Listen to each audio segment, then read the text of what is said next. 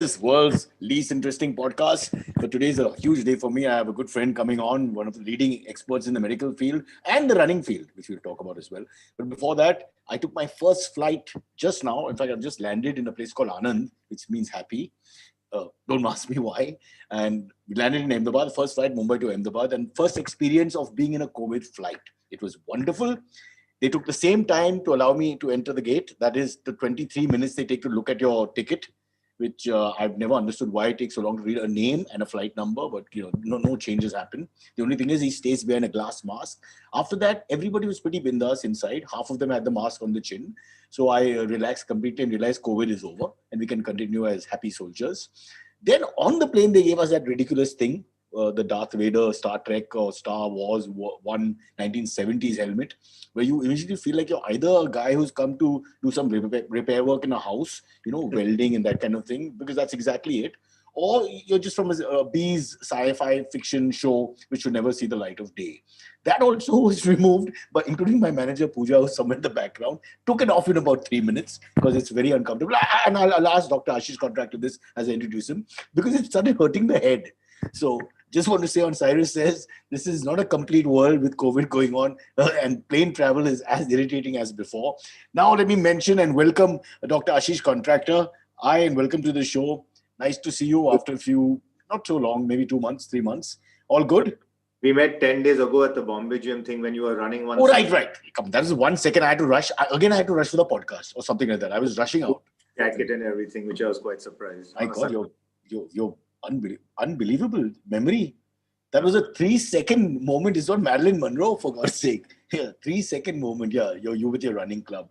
Ashish, for those people who don't know, let's just quickly mention you're this dual. You're obviously a man who's achieved a lot in the medical field, and that's your main source of everything.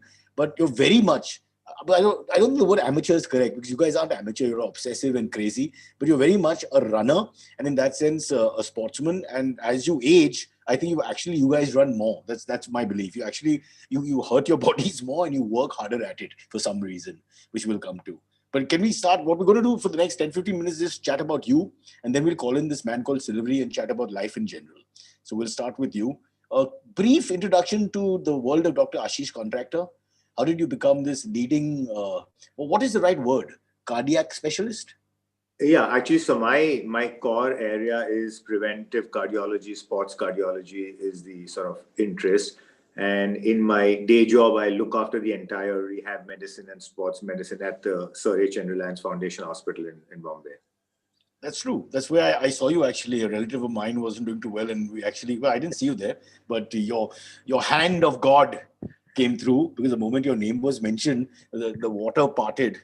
I hope that's the right biblical reference. I'll have to double check. You clearly had a good flight, haven't you? Ashish, you have to understand the difference about influence in India until you actually hear or see it. And I don't mean this in a negative way at all, but the fact that your name was involved at some level, and I didn't do it deliberately. It happened because we called you, and then you obviously spoke to your people there. The next meeting there, I was like a member of the staff. Everything changed completely. I'm sorry to say whether it's good or bad thing, I don't know, but this is the way India works. I agree. Can't do much about it. Sorry. So before we get to the run, the fun part, but you've written a book, right? On Yes. the heart truth, if I remember right. Right. A play on words. Yes. Which is what? Telling one how to balance one's life. Yeah, it's basically not, it talks about how to prevent heart disease. It talks about if you have it, what does one do about it? And once you had it, how do you kind of get on with life and do what you want to do and not let heart disease stop you. All right. We had a Dr. Kapadia, actually a gynecologist on the show, young fellow, and he gave us a variety of stories on what he called the vaginal monologues. I have to tell you a lot of pressure here for you to top that. You've got heart, he's got the pelvis area, he's got the better guns available. And it was riveting because we had lots of questions to ask him, but he got stuck on a few stories he told us about patients. And they were hilarious, patients who, let's use the word ignorance in the private area and doing all kinds of stupid things like putting instruments inside and then getting lodged there, and how the good doctor had to, with a straight face, explain, because actually it is ignorance, nothing else. But this is not the right place to keep a chiku, for example, one of the stories. So hence yeah, I know. So that just took the whole conversation away.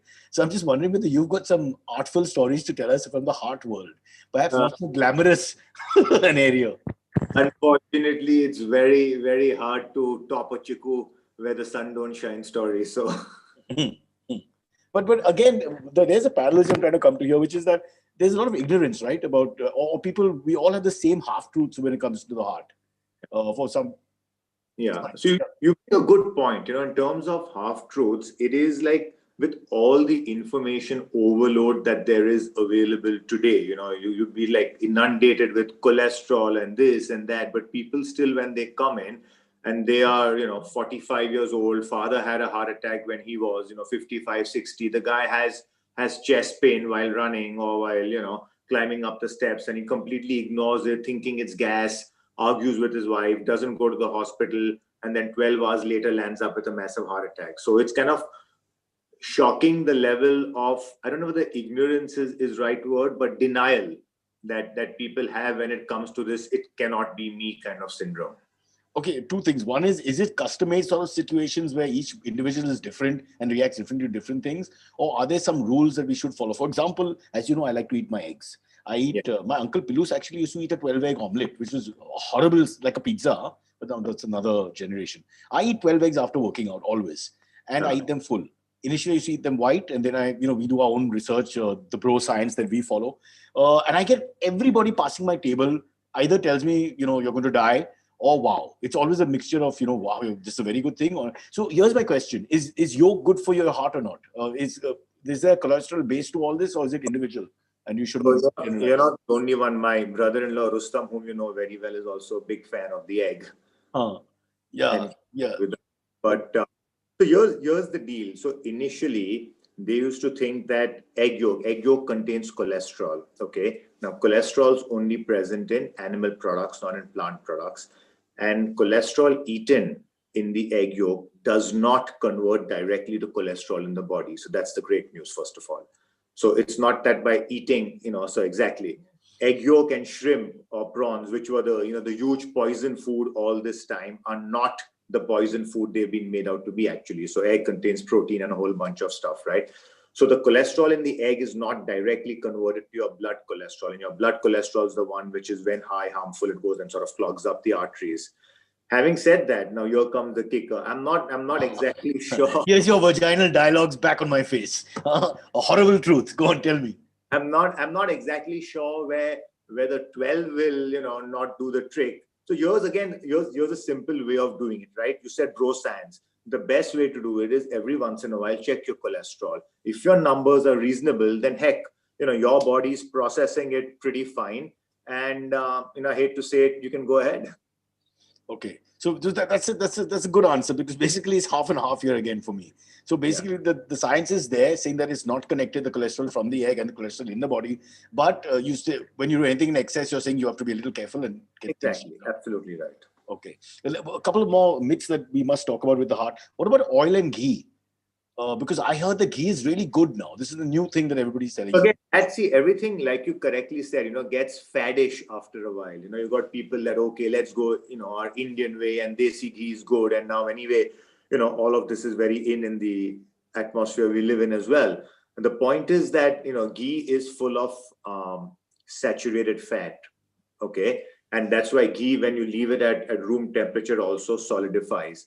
Now, all these years, we thought that saturated fat is not that good for your heart or is not good for cholesterol. But now more and more it's coming out that, maybe it's not that bad. So it's got a lot of parallel to the sort of egg yolk story where we're saying that, okay, ghee is not taboo anymore, but that doesn't mean you need to go to town with it and sort of actually sort of have it by the spoonful. So having it in moderation should be fine. And again, the best proof of the pudding is measure your blood work. If your blood work is fine, it just means that overall, because of genetics or whatever else, your liver is processing it pretty fine, and the numbers aren't really rising in your bloodstream, and that's fine.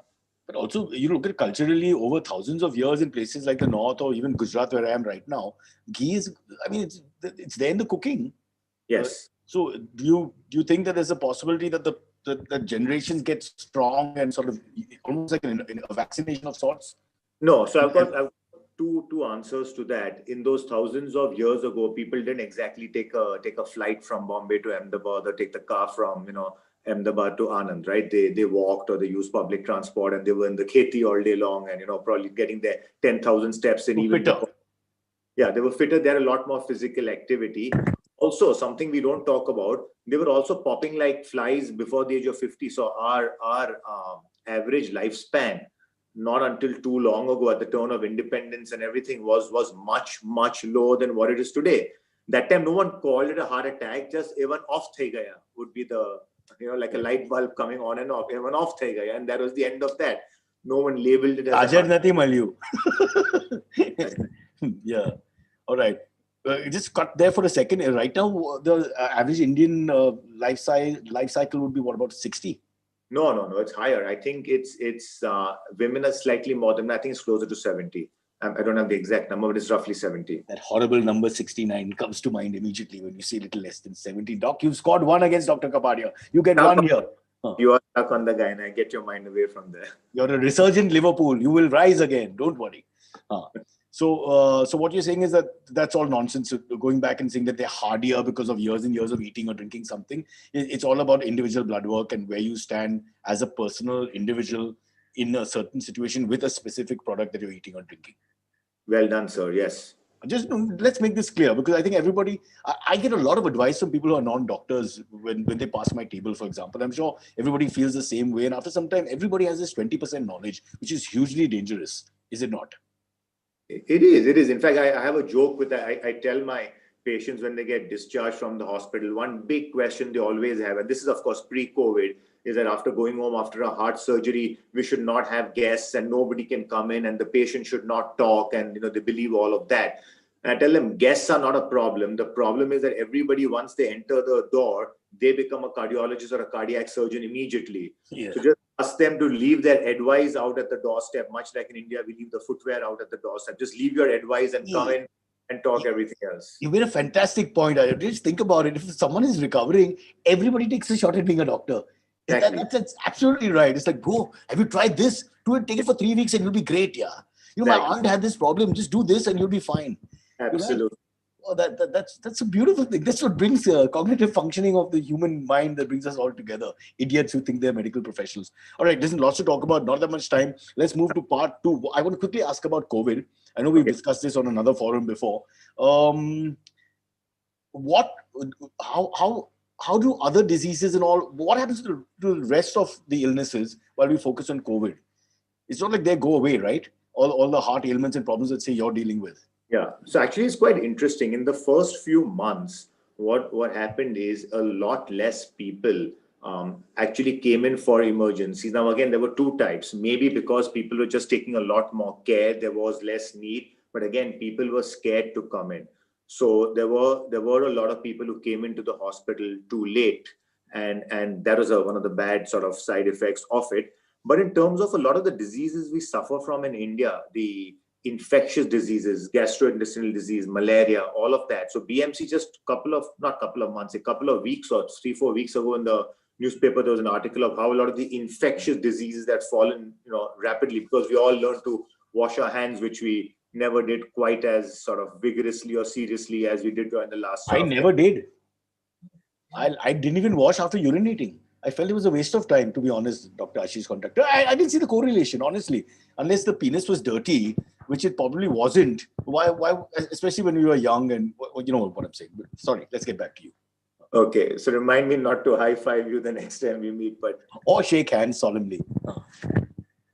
Okay, no. So the point is that I think it was a mixed bag, because a lot of the infectious diseases did fall. But I'll tell you something very interesting we saw, and it's not interesting actually, it's quite sad. So like I told you, in my department, we look after rehab of sort of all the systems, and in the neurological side, we had a large number of people who during these 9 months, they actually died. Now, yes, the thing is that most of them are suffering from illnesses which are chronic. But the point is that the amount which actually died was disproportionate to what we would see in an ordinary year. Now, I don't necessarily have an answer to that. Was it because that they were seeking less medical care? Was it that they needed medical care and they didn't come when they should? And I also think loneliness and just being completely cognitively deprived, as you sort of put it earlier, has affected people in very negative ways. I mean, I don't necessarily have a study to throw at you to prove that, but just seeing people. I mean, you see people around you and they've just slowed down, especially the ones whose families have, for right or wrong reason, just not let them out of the house for all these months. Yeah, so what you're saying is, which I, the bro science expert, have been saying from the beginning, is that people's minds being affected, depression, especially those we know who live alone, elders, as you speak of, who are locked up in a room and are mollycoddled and suffocated to a point where they lose their bearings. Yes. All this actually goes against us in the long run if you've got something already, a pre. Absolutely. I think there was nothing wrong in going down in your building compound or the terrace and going out and walking. So I think that these people who've literally been locked up, I think the downsides of being locked up are far. I had an interesting story. So I've got this patient and they live really far away in the northern suburbs. And his mother is about 70 years old, has been a dear patient for a very long time. And I encouraged him to get her in because she used to really miss coming to the hospital. And he said, no, family members are saying no. But then one day he told me something. He said, you know what, doc, I'd rather take my chance with COVID and have my mother die of COVID if that has to happen versus sort of, the way she's going downhill currently. So, obviously the choice shouldn't be death on either side. It sounds almost vulgar, but I totally get it. I support this guy because what's the point of having a life which has no life? On the other side of it. But then again, okay, let's not say this or that because then someone will hold us to it. Yeah. But just finishing on this final point on this whole COVID mess that we've had for the last 12 months. So do you think we'll become a stronger world for it coming out of COVID? Or are we going to completely panic now and say there are millions of viruses we haven't discovered which are still to come and this is the tip of the iceberg? Because both these thoughts have been, just to get it from perspective. It's a brilliant question. And I think human beings at the end of the day are resilient and I think we will come out stronger. We will change the way we live slightly, not dramatically, like this conversation we're having. I mean, we could have had this pre-COVID as well, but now it's just so much more an accepted way of life. So I think to some extent, things like work, travel, and all that will slow down. And I think people will be just more conscious and conscientious, but I think we'll go back to our old ways at the end of a few years. Once an alcoholic, always an alcoholic. Never forget that. And I'm in Anand. By the way, I have to find out I'm in Madhuban, lovely place. It says it has a wine shop. Pooja, who's in the background, please investigate. Really? A wine shop in the middle of heart of Gujarat. So this is live. Any authority listening to this, please understand we are just telling you what we saw. This is not a complaint. We're not for or against. Quickly, before we get in, Silvery, I want to talk about the running side of you as well. Obviously, you've got and in fact, it's amazing that you do, because considering that you've got this high position, a lot of responsibilities, you're an out-of-the-box sort of doctor as well, always thinking of different things. How do you balance the day? Because that'll be a good example for people who say, I got no time to work out, I got no time to run. But you guys do, 3 or 4 huge runs every week? Yeah, I think it's honestly a matter of priority. I really think that this excuse of not having time for anybody, it's not just whether it's a doctor or whether it's, whoever it is. I think it's a matter of priority. There's always time for doing something you frankly want to do. And I ironically hate waking up very early in the morning, but, the long runs and the long bike rides can happen only early in the morning. I prefer running in the evening, but when we need to run more than 10, 12K morning is the only time. So I think it's a matter of priority, and it's not a matter of time. Time's always there. There's no question. Were you always like this, into a sporty sort of side and all that? Or I was always into sport. I played tennis, if I might call it, semi-seriously during, 8th, 9th, 10th standard in school. And then the typical Indian thing, you got to decide between sport and between academics. And there is no sort of halfway path. So went down the academic thing. And then when I finished, my MBBS, I wanted to do sports medicine, so sort of reconnecting back to the old passion. And then I'd gone to the US and did sports medicine. And there is actually when I saw people running and long distances. So in university, you would see, old, young, fat, thin, like that Pied Piper of Hamlin, right? Brown rats, tawny Right. rats, rats, old rats, just everybody doing it. While growing up, we always thought that the marathon was something that, only these, lean, super fit, Right.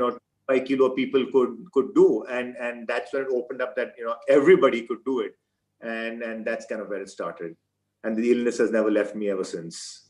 Yeah, they also run in the West. They also run at all times because of weather being what it is, which is something now I'm seeing in Mumbai as well during lockdown. A guy running at 12, at 3, at 5, which will suit you because I think you like to mix it up.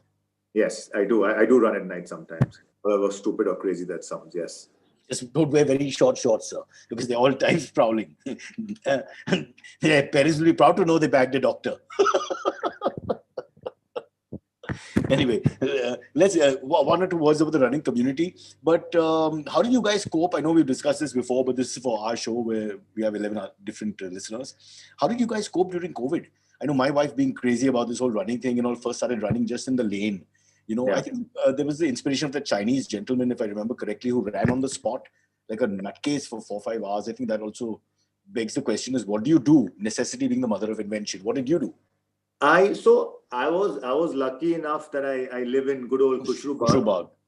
So sort of within my own complex. So nobody stopped you in Kushrubag running. I'm talking a terrible March, April, because there were even people were. No, but I used to start at 5:30 in the morning. So if somebody had to stop, they were asleep probably before they stopped. But Have you not heard of Parsi Dairy? There'll be some Parsi Dudwala. What are you saying? No, but the Dudwalas were stopped, boss. The Dudwalas. That's right. Leave their stuff at the entrance. So, Kushrubag actually was walking right through the lockdown. They had their masks on and they were well behaved and everything. But sort of very early in the morning, I know my runners friends. I won't name names in case the BMC is still looking for them. Would play sort of catch chore police literally with the cops in and around the sort of gateway of India area. The cops would stop them and then they would quickly run the other side and then go around Mantralaya and gateway of India and do like 3-4 loops. But for the first couple of months, I was pretty much stuck to Kushrubag. So after that, things opened up a little bit. No, but still, so in Kushrubag, it's a decent sized place. For those who don't know, Kushrubag is decent size. So you could manage your run. You could manage in terms of. I can get an 800-meter loop in. Which is good enough under stress. Absolutely. So you actually didn't miss anything in terms of maybe the quality of your running was a little different, but you got your steps in. So ironically, I was in the first few months of the lockdown, I was at my fittest because I didn't miss a single day of work. I would come to work, finish everything at 7:38. We got a small gym section in our rehab thing. I was the only one there. Would go quietly, did my workout, sanitized everything, and left. I'm sure the word he must be a bawa. Somebody must have said that outside in passing because they all worried about their lives. And the Parsi gentleman said, I'll just bench Wow. Yeah. Something like that. And then come home on Marine Drive being the only car on the road was almost surreal, actually. Yeah. Oh, that now, I hate to say it again, it sounds vulgar to say it, but I'm almost missing the lockdown because suddenly all the Indians are back, the Mumbaikars in the traffic and the holes in the ground. And that May when we started venturing out a little bit, it was like you see Hindi films in the 50s and 60s where the old Fiat is there in the background, just one or two passerbys on Marine Drive in the shot. It's so beautiful. So, yeah, absolutely right.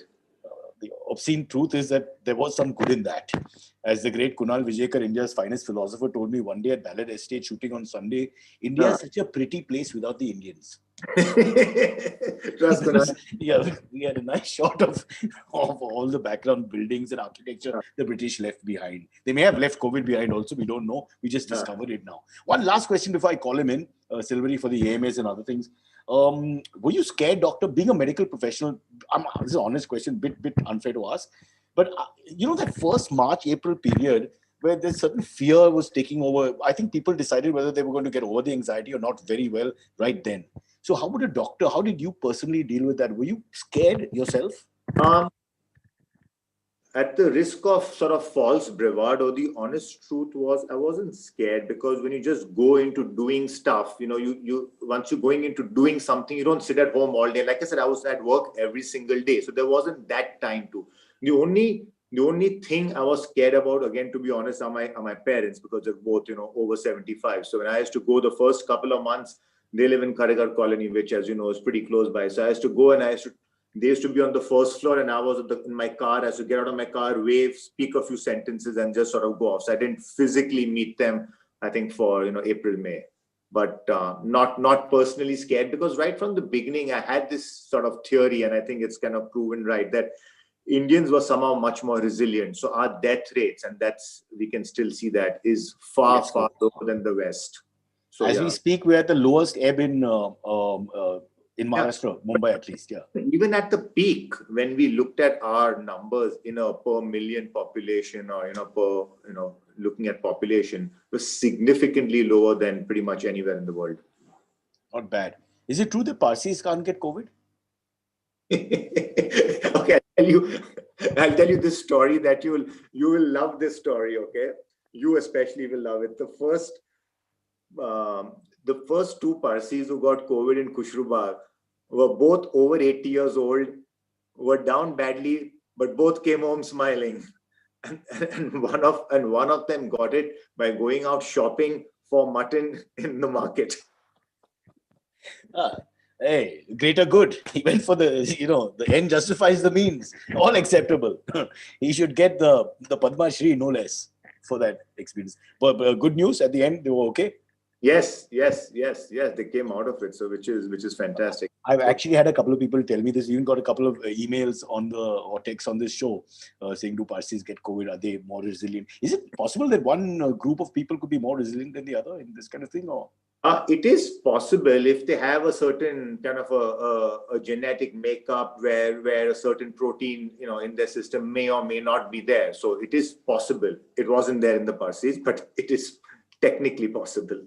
It's the Jains. They have it all. I tell you, the Jains. They're untouchable now. Just kidding around. Love the Jains. Okay, we're going to call in a gentleman who's Punjabi from Powai but stayed in South Mumbai as a young boy and actually learned cricket at police ground. He's horrible at sport, but he's a stand-up comedian and producer of the show. Silvery, also known as Antariksh, can you make your presence felt? But first, a small break. Hello. Now the break is over. Now you can make your presence felt. Hi. Yes. Hello. How are you doing, sir? Silvery, my daughter saw your haircut and was quite impressed. Huh? Okay, cool, studying Native American tribes, and I must say, the Comanche themselves had something like this. The most ferocious of all tribes. Say hi to the doctor. Cool. Hi, doctor. How are you doing? He's the only one not interested in your pet name, Silvery. He's the only guest who's not asked so far. Why is he called Silvery? I was polite because I knew you would say it before the next sentence was over. It's such a long story, we can't repeat it. It's very boring. I'll suffice to say it's a Punjabi nickname. You can do the rest. That's normally Bobby or something, right? I know it's Bobby, Vicky, Lucky. Rocky. Yeah, all these. Jolly. Basically. Hello. Silvery, are you feeling bad? All right. Give the Parsi nicknames. Have you heard of Pilus for Firoz? There's no connection. Don't worry. No. I'm fine with Silvery. No, I don't want Pilus. All right. How dare you? All right. All right. Sorry, Doc. So this is the end now. He's going to ask us anything. There's people writing in. Hopefully, there'll be some medical questions because we asked them to write in about your specialty. Go on. Okay. This one is not exactly medical related, but kind of. Gauri Kalra asks, hi Cyrus, guest and Silvery. Big fan of the show. My question is, what do you think is the best breakfast, especially for days you know you will need a lot of energy? Also, what's a staple breakfast for you? This is right up his alley. As a sports scientist, I think, and a guy who runs in the morning, etc. Doctor? Doc? Actually, I thought you were asking Cyrus that question because no, my breakfast is the same. They're not interested. Pizza, eggs. I would love a pizza. My eggs are coming right now. I often have a little bit of yogurt and muesli. Sometimes just plain toast butter. Once in a while, an omelette or a scrambled egg. So sort of mix it up. Nothing fixed. But she's asking for that higher energy boost, the bullet coffee, so to speak, breakfast. When you're having a long day, like the day I'm having today, for example, you start at 3:45 and end late night. What would you eat then as breakfast, as your big first meal? Again, nothing.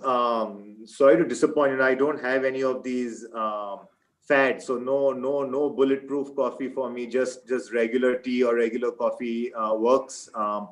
Plain old toast, butter, baked beans. If I'm at a club and having breakfast there, I love the South Bombay Club masala baked beans on toast.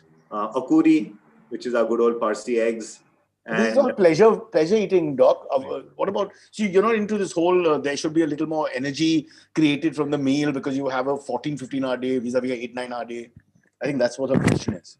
Not me personally, no. I mean, no, I don't really change it, because what ends up happening is people normally expend 200 calories in their workout and they have a breakfast of 700 calories and then they wonder why they don't lose weight. All right. Gauri Kalra, who may be Vivek Kalra's sister or wife or something, because that's a name that pops in quite often on our show. I hope your question has been answered.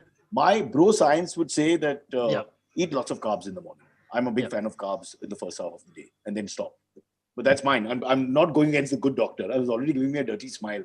No, it's fine. I had sourdough bread from good old... there you go. It's right outside your house. It's not fair. I actually got it from there. She makes them. Exactly. Yeah.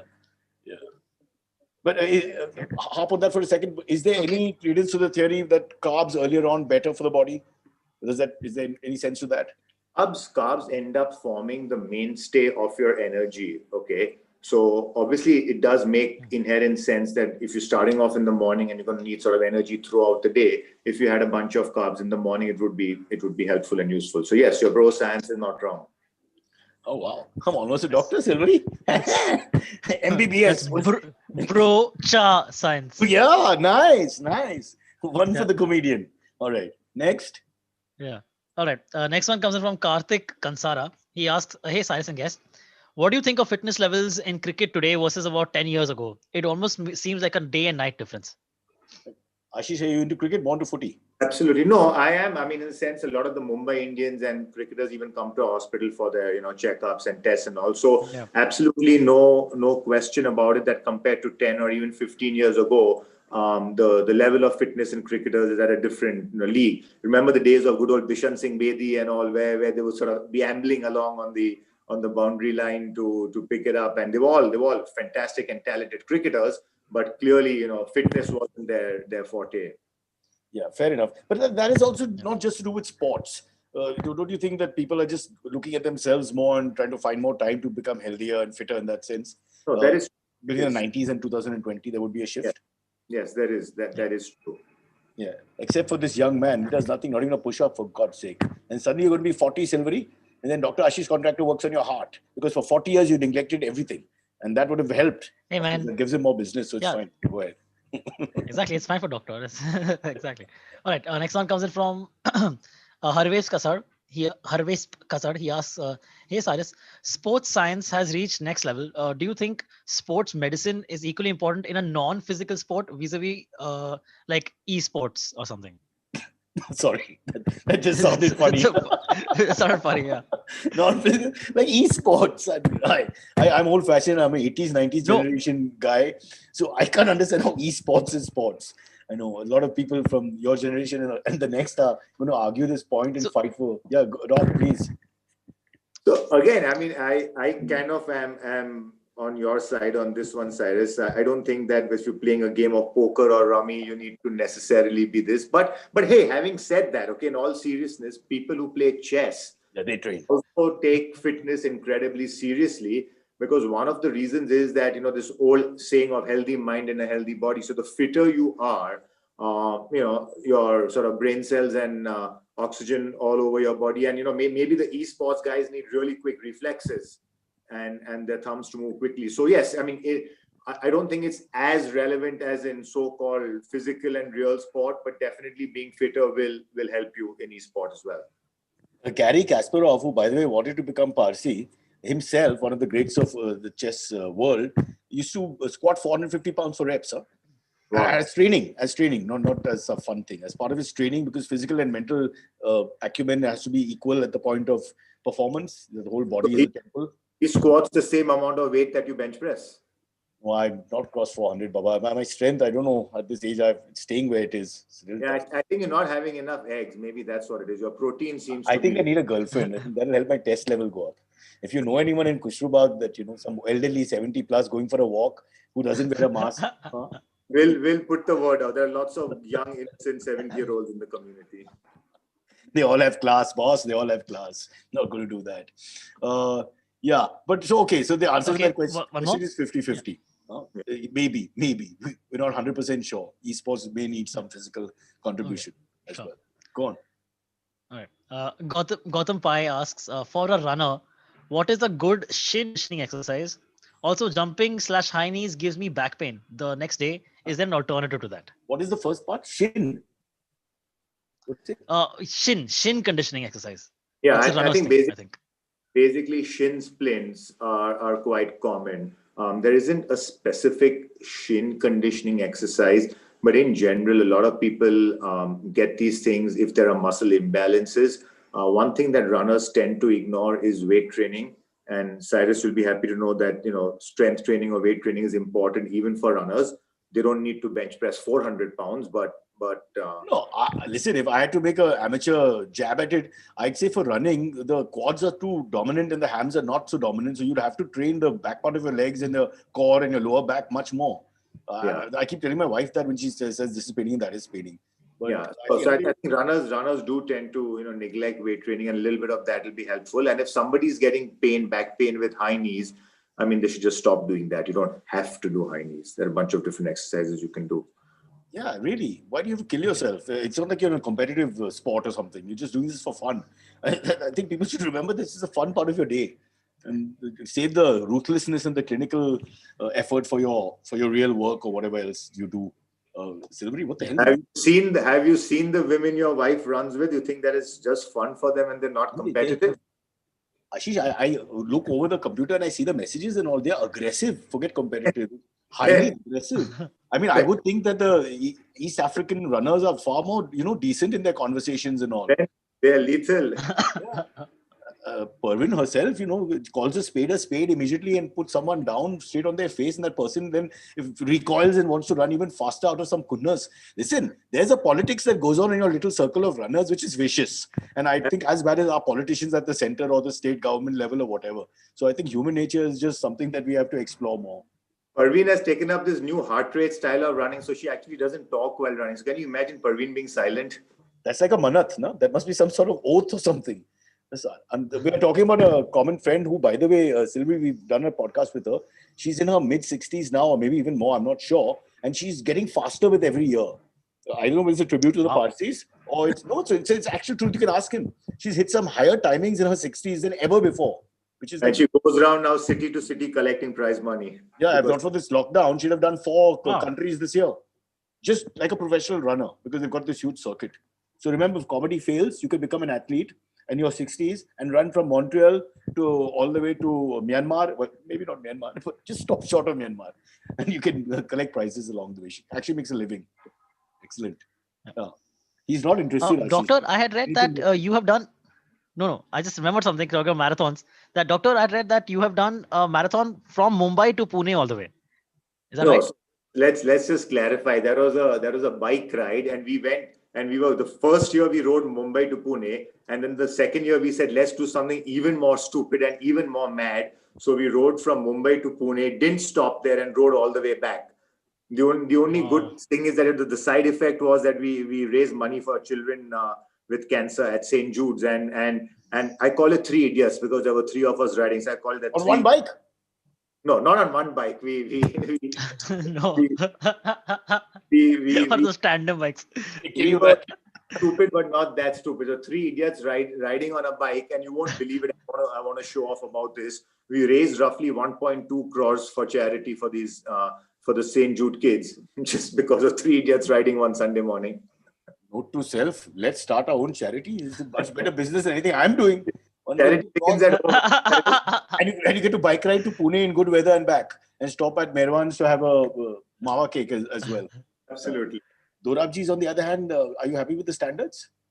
Happy, but if I had to go to Pune, I'd probably pick up the mazur and chicken sandwich and head back. Fair enough. Silvery, do you know your Pune at all? Almost not at all, no. Okay, then stay out of the conversation when adults are talking. Just, do your own. Okay, sure. Okay, last question. This one comes in from S. Kumar. This simple one. He says, working out and running with masks, yay or nay? This he's been asked on another forum. One of his pet peeves. Let's hear.